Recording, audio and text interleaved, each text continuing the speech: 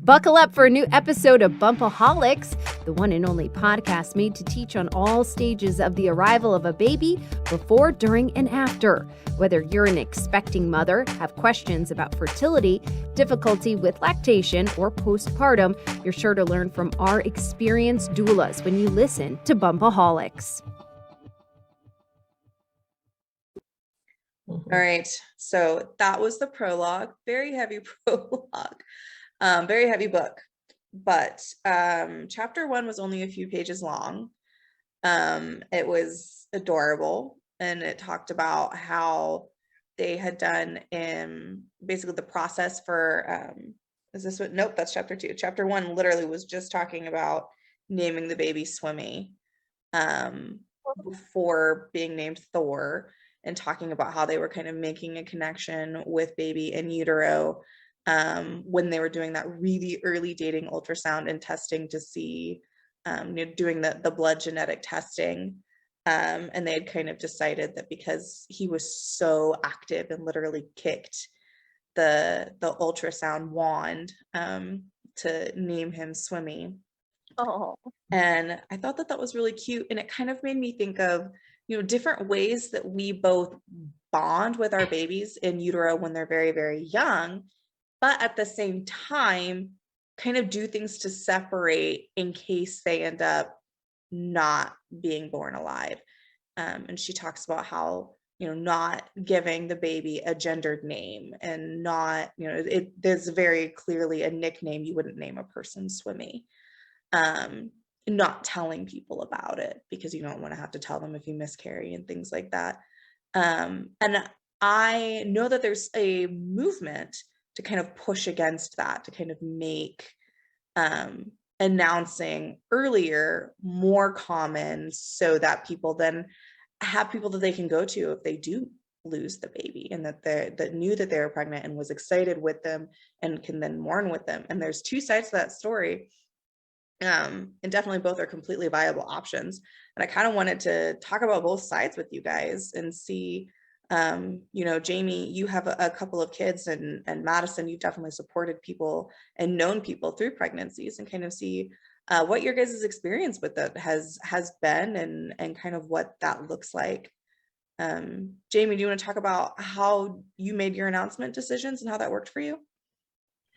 Sure. Yeah. I mean, like, from my perspective, I've always been like, I want the people closest to me to know right away, because if I did have a misfortune, I want my village to be aware, and need that support. I mean, I can totally see the other side of like not wanting to have to like tell people over and over. But it's like one of those things. It's like my support network is fairly centralized. So if like I could tell just like one person and then they'd let people know. I would have. We're notoriously bad. It's like, if I don't want to have to repeat it over and over again, that would not be an issue. I would still have everyone backing me. So I was like, I mean, I feel like it's so like dependent on like your specific situation and circumstances, what your village looks like, and like your personal history.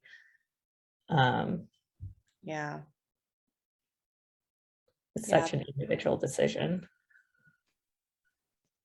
Yep, I agree with you. What have been your experiences, Madison?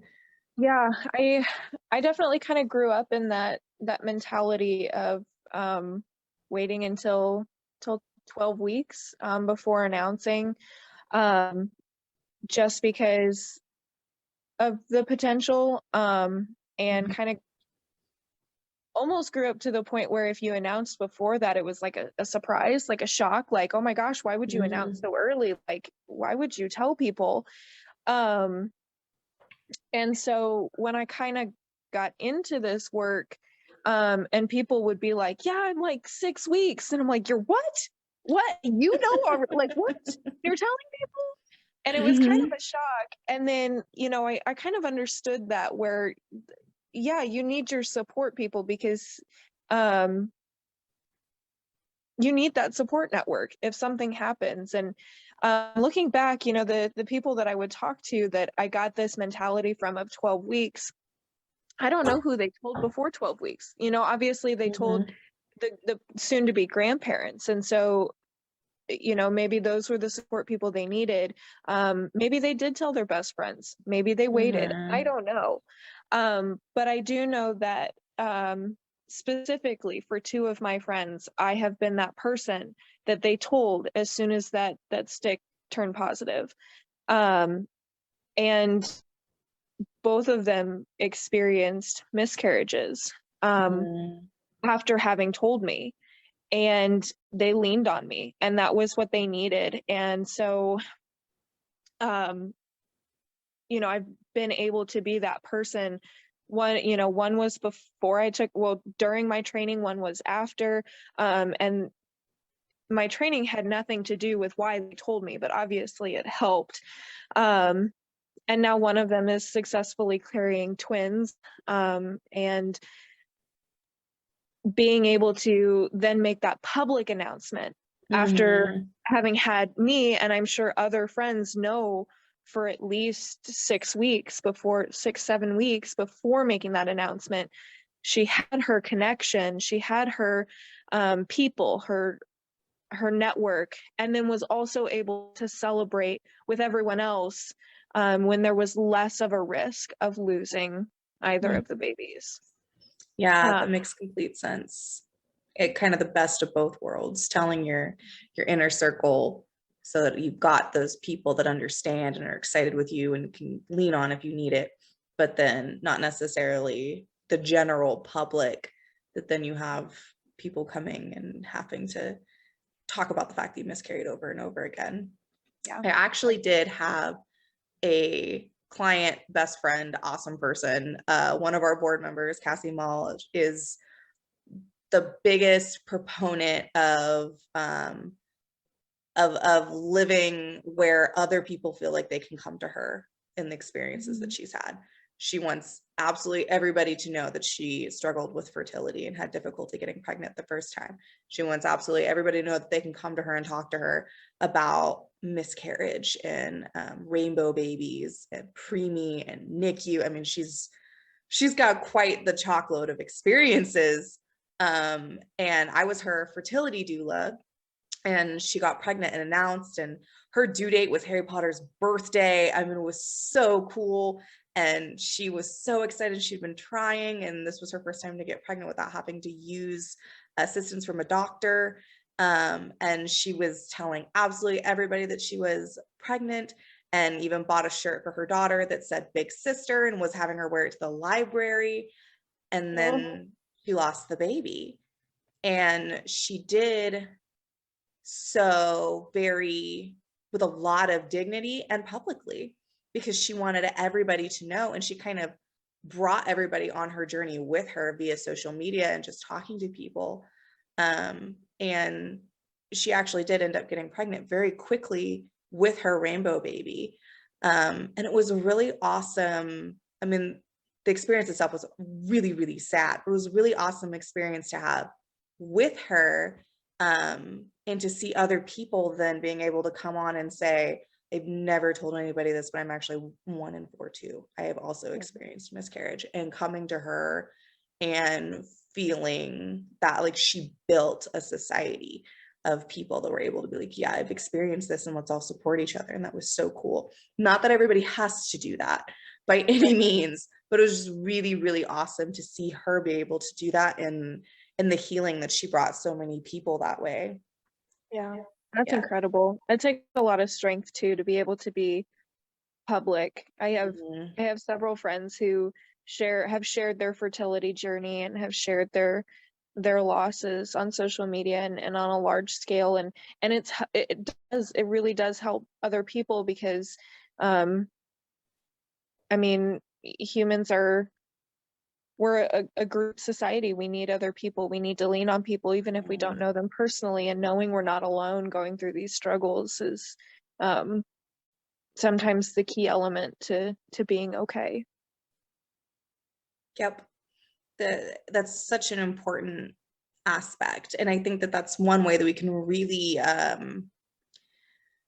turn social media as a positive for us, being able to normalize life in all of its natural, honest, nitty-gritty, sometimes really hard perspectives. And that's kind of the point of this book, is she wants people to know about Thor. She wants people to know about, Swimmy. And she said his name was going to be Max. So she like hyphened it to all of his little names. And I thought that was it was really interesting thinking about it from that perspective of what are the different things that we kind of do to protect ourselves when in early pregnancy, of the chances of miscarrying and things like that. See, really good discussion from, I think it was like 3 or 4 pages. The story of Swimmy. Okay, so chapter 2, also really, really awesome in just bringing about kind of understanding, open the door to things that people don't talk about a lot. She walks us through her IUI process, which is, it was really cool. As a fertility doula, I've got a heart for people going through IUI, IVF, which is the one that people know more often. And so that was really cool, talking about the ultrasound and the genetic testing some more.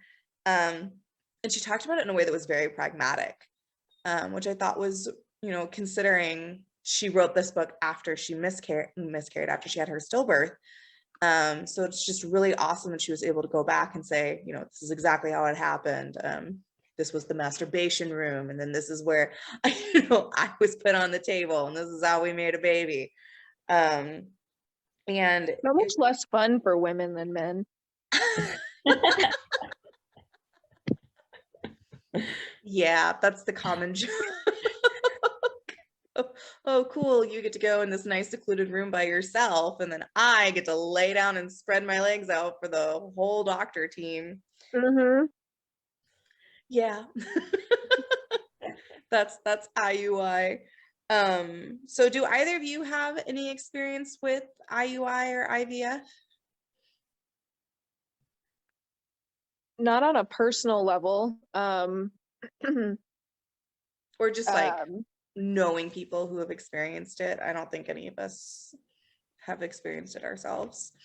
Right. I mean, I know a lot of people who have gone through fertility treatments. I have several friends who have gone through IVF. I don't know as many personally who have gone through IUI. I follow a lot of creators, primarily on TikTok, who have gone through IUI, because IUI is less expensive than IVF.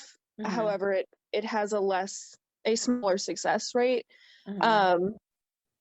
But because it's cheaper, it tends to be the first choice of same-sex couples who are trying to conceive when at least one partner has a uterus. And so I've seen a lot about IUI, and then of course IVF is kind of everywhere. But I don't think I know anyone personally who's done IUI. Yeah, none of my clients, I know people IVF once again, but I know that IUI can be incredibly helpful for like in their situation where everybody was okay. It was just that his swimmers were little old men, is the way that she described them, and needed to be deposited straight into the uterus so they wouldn't get lost. She described them as needing their walkers to get their little old men's sperm to her little old lady egg. Oh my goodness. Oh, that's hilarious. Very funny, very pragmatic, it was a good read. And I felt that it was a wonderful way to kind of shine a light on something that doesn't get talked about a lot. I see a lot of, and I'm so happy for the the education that's been going on with IVF, but yeah, not a ton about IUI that I've seen out there. Actually, one of my husband's best friends growing up, she had a successful IVF, and she's an influencer. And so she did the whole process publicly and from the very beginning. And it's made some really cool compilation videos as she's going through the process. I think she's due in June or July. Very, very sweet. And I love the education, the openness, the fact that we're all starting to learn about these things. And the more that we learn about them, the better we can support people who are experiencing them. It's a lot more common than what we think. Yeah, absolutely. It really is. I mean, when I stop to think about just how many people that I know personally who have either done IVF or any kind of fertility treatment or IUI, I mean, it's into the double digits. I mean, and I love that it's becoming more common. Not necessarily more common to be used, but more common to talk about it, because I guarantee 10 years ago it was just as common, but no one talked about it. You know, people, I think that our society has put such a huge gold star on natural conception, that it's almost viewed as less than if you need help to get pregnant, and it's not that way at all, and it shouldn't be viewed that way. And I think we're finally starting to move away from that if you need help, that's not a bad thing. There's nothing wrong with it. Yep. And there's a lot of different ways that can look. There's a lot of different levels of assistance you can have. Just like there's, you know, people think that it's either 100% unmedicated or epidural. Actually, there's a huge spectrum. There's a bunch of different things, and it totally depends on what you need. And it's the same way. There's so many more than one way to make a baby or multiple babies. There's so many ways to make a baby. Yeah.